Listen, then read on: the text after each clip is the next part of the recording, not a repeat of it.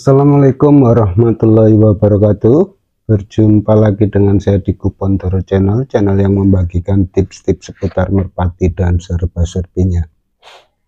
Baiklah teman-teman, sore ini saya akan membagikan tips pemilihan merpati ya. Pemilihan merpati yang tidak suka main celokan. Ini terinspirasi karena banyak pertanyaan ya, baik itu di kolom komentar maupun dari teman-teman yang melatih ataupun teman-teman yang suka bermain merpati rumahan maupun kolongan, karena mereka mengeluhkan burungnya suka main celokan dan susah sekali untuk dilatih ya. Ini tips ini saya peroleh dari pemain-pemain senior dulu ya. Kalau milih merpati itu harus yang bagaimana. Kalau ingin merpati yang terbangnya tinggi, kemudian dia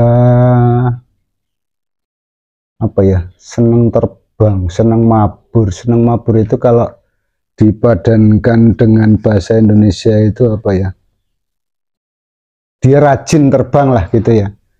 Dia nggak suka main celokan, jadi kalau dilepas dia akan terbang terus untuk mencari tujuannya, atau kalau untuk rumahan ya mencari rumahnya ya. Mungkin ini teman-teman yang punya burung yang suka main celokan ini kurang memperhatikan ya masalah pemilihan hal ini ya, yaitu pemilihan paruh sama kaki ya teman-teman ya. Paruh dan kaki itu bisa menjadi satu pertanda bahwa burung itu kuat dan senang, suka, rajin terbang atau tidak. Gimana ini, bingung nggak ya? Dia suka, senang, rajin terbang, tidak suka main celokan. Itu biasanya kita bisa lihat di kaki dan di paruh dan di kakinya. Tapi dengan catatan merpati ini kondisinya fit ya teman-teman, bukan kondisi yang menghalangi dia untuk terbang, seperti dia kondisi sakit atau kelelahan yang maksudnya sangat lelah, atau dia dalam kondisi penjawat ataupun mabung. Ini biasanya burung ini dalam tahap latihan dia akan selalu terbang dan rajin ya terbangnya. Dia akan mencari rumah yang dituju atau tujuan dia untuk turun. Nah, ini pemilihannya ya teman-teman. Kalau teman-teman milih, ini sudah dapat burung yang sesuai kriteria ya untuk pegangan, bulu dan lain-lain. Kita lihat di paruhnya ya, teman-teman sekalian. Dan juga teman saya yang di darat yang pernah ketemu saya dan menanyakan,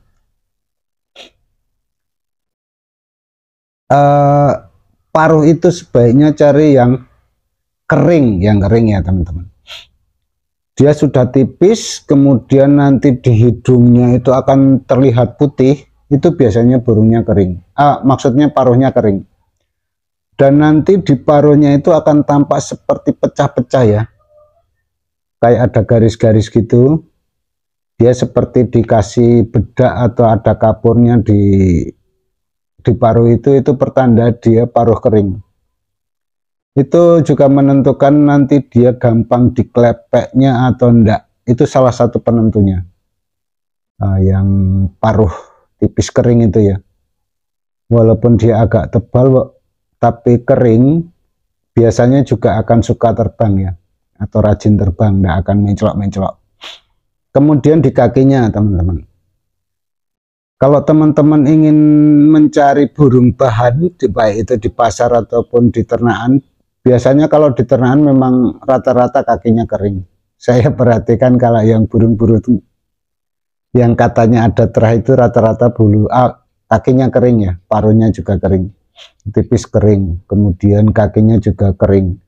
Kalau kekeringan kaki itu kita bisa lihat ya, dia juga seperti ada kapurnya yang ditaburkan di kaki itu, kayak ditaburin kapur lah kakinya. akan kelihatan putih dan bersisik. Itu biasanya tanda-tanda bahwa burung itu berkaki kering. Itu dalam kondisi normal, tidak lelah, tidak sakit, tidak mabung, tidak penjawat, itu biasanya dia akan selalu terbang. Dan walaupun dia lelah, dia akan selalu berusaha terbang untuk mencapai tujuan yang dia kehendaki, seperti di rumah ataupun di kolongan, saya rasa sama saja.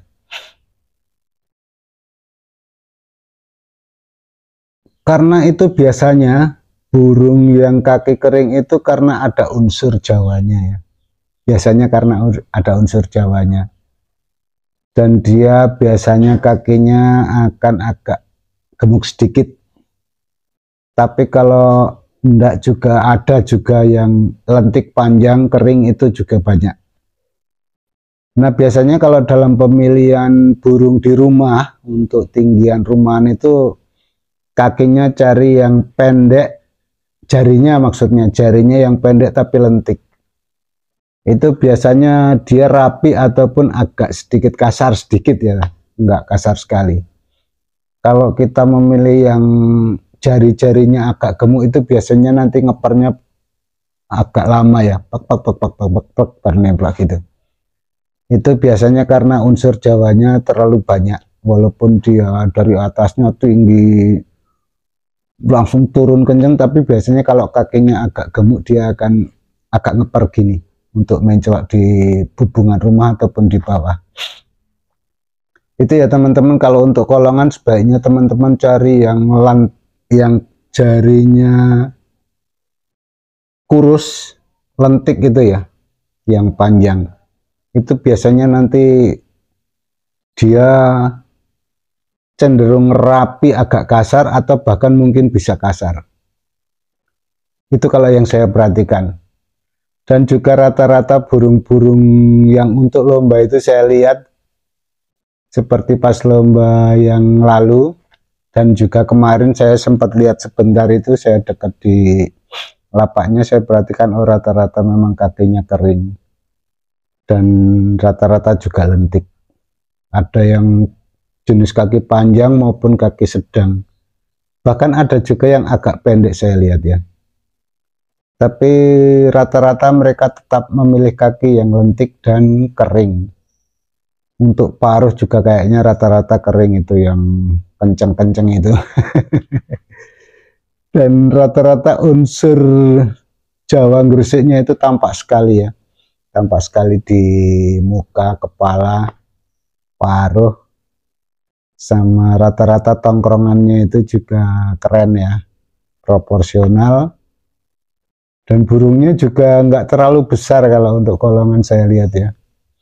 Walaupun ada juga yang besar, tapi rata-rata burung-burung sedang. Ada yang panjang juga ada yang pendek. Tapi bukan pendek ya, sedang dan panjang. Kalau pendek kayaknya jarang saya lihat.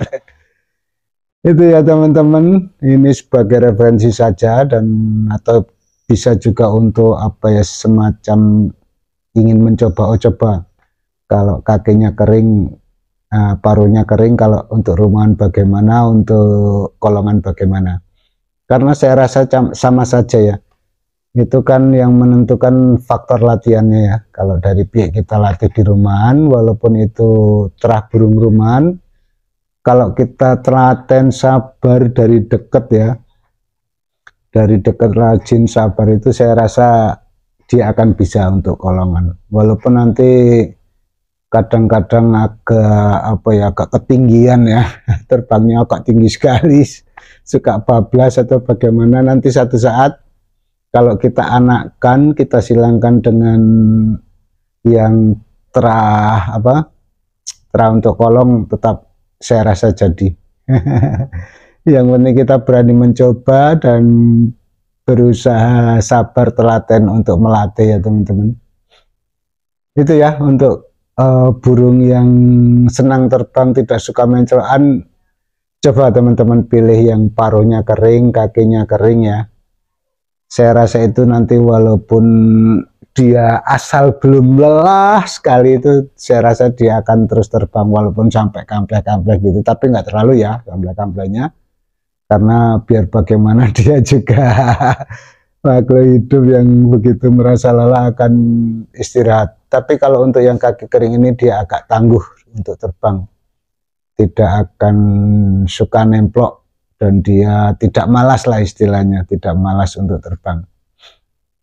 Itu ya teman-teman, semoga ini bisa bermanfaat untuk referensi dan patokan juga, nggak apa-apa untuk mencari burung yang terbangannya bagus dan tidak suka nemplokan. Terima kasih. Akhir kata, wassalamualaikum warahmatullahi wabarakatuh.